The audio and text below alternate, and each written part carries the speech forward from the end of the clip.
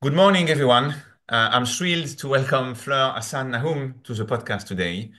Fleur is not only the Deputy Mayor of Jerusalem, but also a leading voice for Israel on the global stage. It's truly an honor to have you with us. Raphael, thank you so much. Thank you. Fleur, your resume is nothing short of impressive. You're Deputy Mayor of since 2018, overseeing foreign relations, tourism, and economic development, and the founder of the international strategic communications firm Message Experts. How are you, Fleur? I'm very good. Just one little correction. I was deputy mayor until March, Uh-huh. and now I'm a special envoy for the foreign ministry. Wow. Okay. Good to know. Well, let's start at the beginning. Your upbringing. I understand you grew up in Gibraltar. Mhm. Did your family have a strong Zionist identity, or did you develop it later? That's a great question. I think that my family always had a very strong Zionist identity. Otherwise, I wouldn't have been in that frame of mind. My parents were hugely supportive of Israel. My father was himself a politician in Gibraltar. He was the first democratically elected head of government of Gibraltar, in Uh-huh. fact. And he was a very staunch Zionist. And my parents, for the first time, brought us to Israel when I was 14 years old for a cousin's wedding.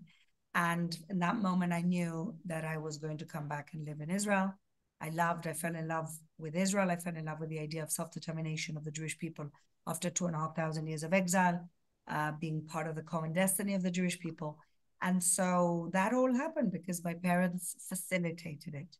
Interesting. And so I'm very grateful. My mother, who's from Morocco, and my grandmother, who I never really met for too many years, but they were both huge, huge Zionists also.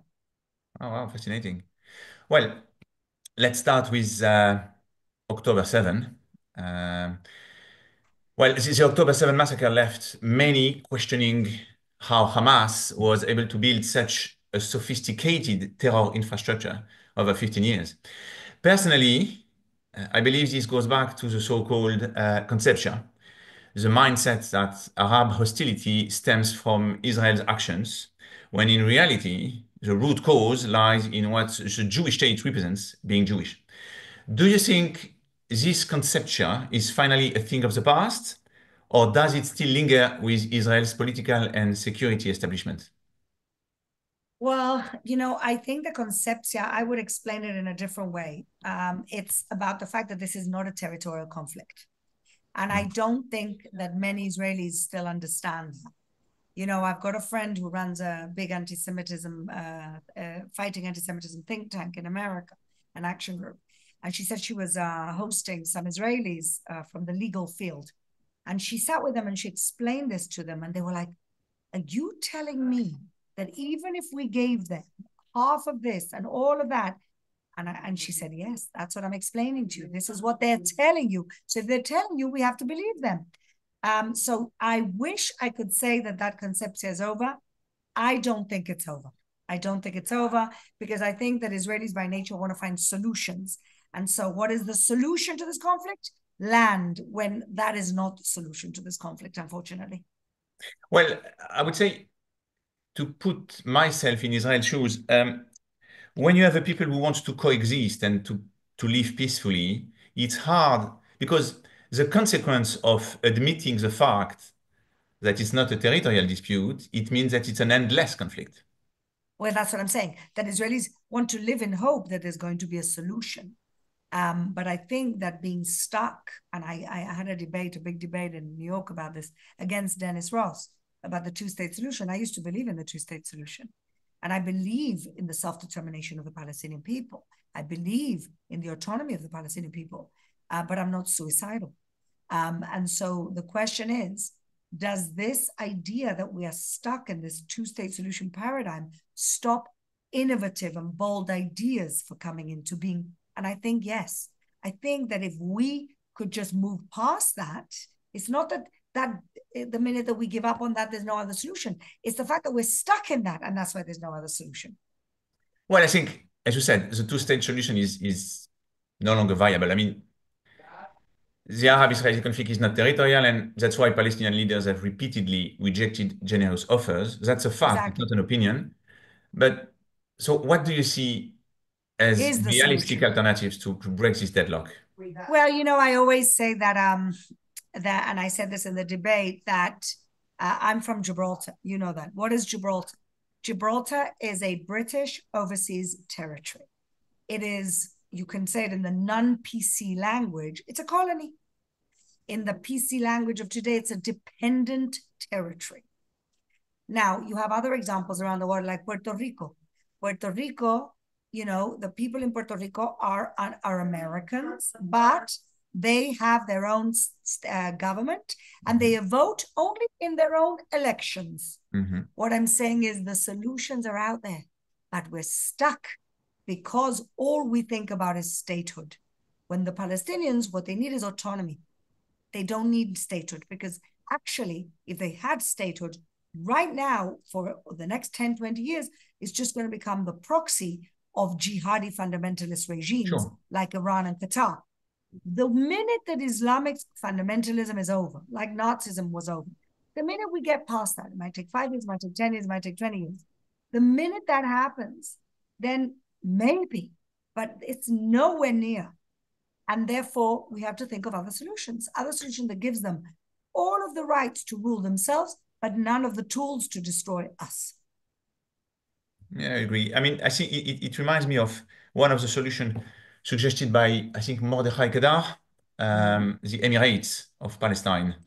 Yeah. Yeah, I think it's very close to what you just said. Yes, look, the Emirates also, the Emirates was created by basically 7 Bedouin tribes that was united by the Al Nahyans, and so Abu Dhabi became that center, and then all the Emirates have their own autonomy. You can call it a confederation. Yeah. But what I'm saying is that there are solutions once we move past the fact that statehood is not realistic now or in the near future. Understood. Well, let's move to Europe now. For decades, European Jews integrated, thrived, contributed to their societies. Yet today, it feels like they're waking up to a hangover state, to say the least. Now, anti-Semitism has reared its ugly head once again, from the horrifying Jews hunt in Amsterdam to private coaches needed for Jewish fans in Paris just to attend a football game. It's clear that something has shifted. Now, as a British Jew yourself, how do you see the future of British Jewry in the face of this rising wave of hatred? Well, it really depends what the government chooses to do within the next few years. And unfortunately, because of this Labour government, I don't have a lot of hopes. I understand why they won the election, but I don't think they are going to face the obvious problem, the elephant in the room, which is jihadi fundamentalism spreading in the UK, which is radical mosques radicalizing even the Muslims that were moderate and integrated, and an uncontrolled immigration that is really just bringing in more radicals. And so unless they call the problem by its name, which they're not even willing to do, they talk about the far right, but they don't talk about Islamic fundamentalism. They don't even mention the words. And so if they are still stuck on being politically correct and not dealing with the elephant in the room, then Britain, if it doesn't really pull its bootstraps in the next few years, Britain will be a lost country, unfortunately. And what you're going to have is British people and expats from other backgrounds leaving and going to places, even ironically, the Gulf states have said to Europe 10 years ago, guys, stop being politically correct and deal with fundamentalism. ABZ, who is the foreign minister of the UAE, said this 8 years ago. He said it in English. Stop being so politically correct. You don't know what you're dealing with. We know what we're dealing with. And you have to deal with it. Nobody listened to him. They wanted to be multicultural and accepting. And now the multiculturalism is going to bite them in the tuchus. It's interesting what you're saying. I had a conversation with a community leader recently, a Jewish community leader, and I explained to him, or like, I didn't explain anything, but I just like conveyed the message. I'm like, the Islamists are gaining power in England, and the situation is dangerous, and we need to be aware of that. We need to name the issue. And you know what he told me? He said, you need to be careful with the words that you're using. You Yeah. need to be careful with The the British, topic. unfortunately, the majority of the British Jewish leadership is scared to say the obvious. They're scared of them sounding politically incorrect. They're scared of seeming or being labeled as right wing, and as a result, they're also helping the suicide, or as Douglas Murray calls it, the slow suicide of Europe. Yeah, well, anyway, I recently attended a Hanukkah lighting in Northwest London, where a community leader emphasized that Jews should be able to walk the streets of England with pride and without fear. Mm. To me, this statement speaks volumes. I mean, just 10 years ago, no Jewish leader would have felt the need to make such a declaration. Yes, but the reason that we're here is because they refuse to actually look at the problem, face it, and deal with it. Mm,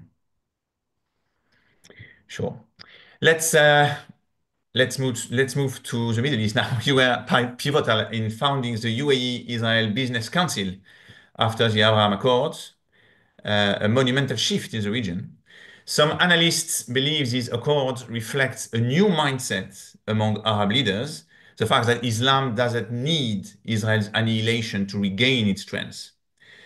Do you share this optimism? And do you think this perspective can spread across the broader Arab and Muslim world? In the Abraham Accords was it was a test balloon that worked very well. We have now official peace with the UAE, with Bahrain, with Morocco, with Sudan, and I believe that if October 7th wouldn't have happened, we would have already had the peace deal with Mhm. Saudi. Mhm. Now, I think it's actually, now that Trump is coming into power, more likely than ever that we're going to have a peace deal with Saudi.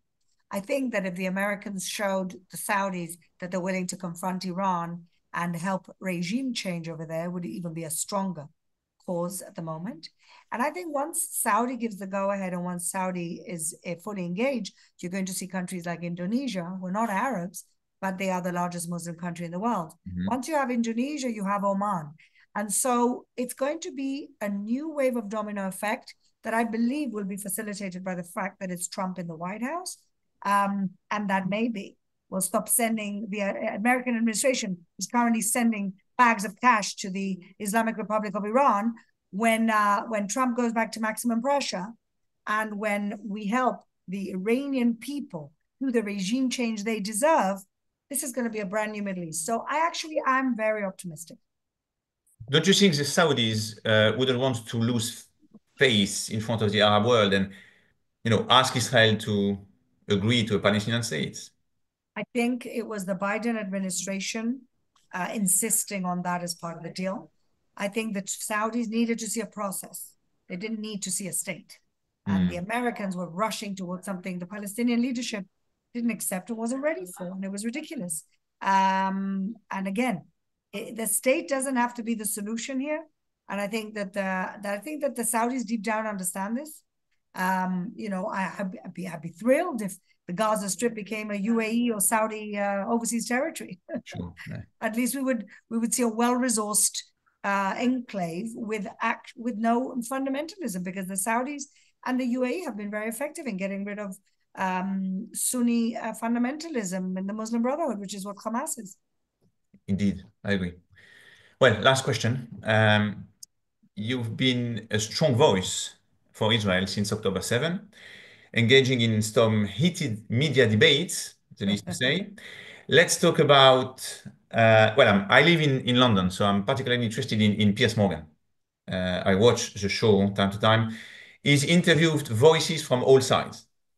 Yet the media, including his show, often falls prey to misinformation or outright bias. What's your take on his approach? I think Piers Morgan is very affected by ratings. He's really basically interested in clickbait. He knows that heated debates with bottom feeders that he brings on, or huge anti-Semites, or people who've been completely fringe up until the fact that he started platforming them. It's just Jerry. It's Jerry Springer. And I honestly, I've done it 4 times. I don't love to do it. I do it because I'd rather be my voice than somebody else's. They're looking for clickbait, so I give to them. I give them the one-liners that they're looking for because I know how to do that. But is it a conversation that he's learning something from? No. I've been on debates where he's been in agreement with me, and I've been on debates, other debates in his show where for the same thing he's been against me. So I don't know where he stands, but I think that his main point is just to get the hits. Well, it's quite. But it annoys me that he platforms complete wacko conspiracy theorists. That's what annoys me. He platforms serious people like myself and Jonathan Conricus and other people, but then he platforms total bottom feeders like Dan Bilzerian, who said that Jewish people are responsible for the transgender movement. I mean, come on. Well, he interviewed people who said that October 7 didn't really happen. Exactly. So it bothers me. It bothers me, and I never know what side he's going to fall on the actual debate itself. Well, I mean, more and more journalists show obvious biases against Israel. I'm not sure it's even possible to fight this. It's, all of these journalists, you have to understand, everybody's been bought by Qatar. When you look at the advertising on CNN, it's all Qatar. So there's money involved here. Now, the BBC, I think they're just classic anti-Semites who have fallen into the woke culture. So they have extra justification. Classic British Commonwealth Foreign Office Arabist anti-Semites. Yeah. Mm-hmm. Well, Fleur, thank you so much for sharing your insights and tackling this stuff and occasionally fiery questions with such clarity. I think if Thank you, there's one Raphael. say it again, sorry. I said thank you. You're welcome. If there's one takeaway for our listeners, it's that from challenging Conceptzia to building bridges in the Middle East and even holding your own interviews with Piers Morgan, boldness and courage are key. What are your plans for the future? Well, I would like to continue being a voice in defense of my country and my people. Uh-huh. I do see my career in politics. Uh-huh. So let's see. Great. So wishing you continued success as you lead and inspire. And thank you, Fleur. Thank you for joining the podcast. Thank you, Raphael.